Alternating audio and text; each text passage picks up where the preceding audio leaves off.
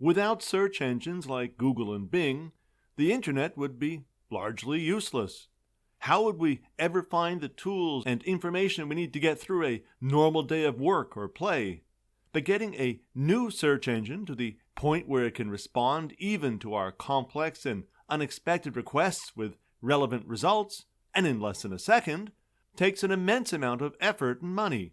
What does it take to make it possible for us to search through the content filling billions of websites? Well, don't think there's some kind of software bot that sets out on a worldwide tour in response to each query. In fact, search engines are constantly sending bots on missions to crawl through all available websites to assess and collect information representing their content. But they do that in the background, and the references they collect are organized into an index. It's this index that'll be consulted to provide a response to your query. Because building an effective search engine requires such a large investment, the big search companies, meaning Google and Bing, work hard to make sure they get a healthy financial return. Much of that return takes the form of paid advertising, where users like you and I are shown paid ads along with the actual results. We may not like seeing the ads, but they do make the service possible. The problem is that along with the complexity of internet search come potential compromises in objectivity. You see, because there's just so much information out there, search engines use automated algorithms to decide what results are prioritized on the first page and which are left for page 50. Google, for instance, prides itself on learning as much as it can about you so they can feed you highly relevant results. If you or members of your household have been looking for a new car, you might find yourself being shown ads reflecting that interest. Or the actual search results you're shown could be personalized based on your search history, location, demographics, or political affiliation. What's the problem with that? Well, for one thing, you might not want so much about your private life and preferences known and used that way.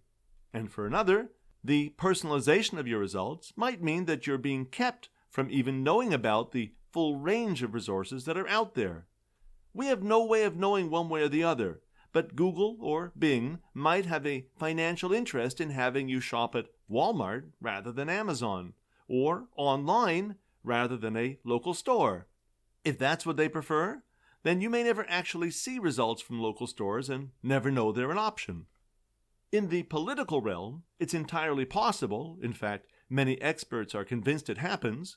Let's say Google's algorithm might promote results of a particular perspective or philosophy over one they don't like. Over a large population, this could result in a measurable shift in attitudes, not necessarily because one side's arguments are more compelling, but because so few people even get to see the other side. Whether or not you happen to agree with Google's political preferences, it's deeply troubling that such a small number of rich people, working for an even smaller number of American companies, should have such control. Of course, what they're doing is probably not illegal, and we have no right to demand they stop. But if we're uncomfortable with the situation, we can always take our internet search elsewhere. Okay, but given how hard it is to build your own internet search engine, is there anywhere else to go? To some degree, the answer to that question will depend on what you're trying to avoid. If you just don't like your search behavior being tracked, then you can use privacy-first engines like DuckDuckGo. They'll submit your request to the search giants, returning their results, while shielding you from any tracking. Services like DuckDuckGo will also display ads as part of their business model, but those ads will not be a result of your personal circumstances, and because the search giants working in the background have no idea who you are, the results themselves won't be tailored specifically for you. But what if you'd like to get perfectly objective results to your searches? What if you don't want a big tech algorithm deciding what you should or should not get to see? For that, you'll need a completely independent engine built from the ground up. Most people have assumed it's just not possible to create such a tool, but the creators of the privacy-first browser Brave recently announced that they're going to give it a shot.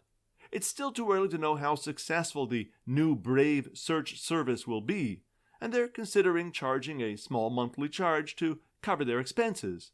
But it might just be worth it for the chance to reclaim the full internet on our own terms. Watch for developments in this area, and through my videos, books, and courses and other content, keep up with tech news of all kinds.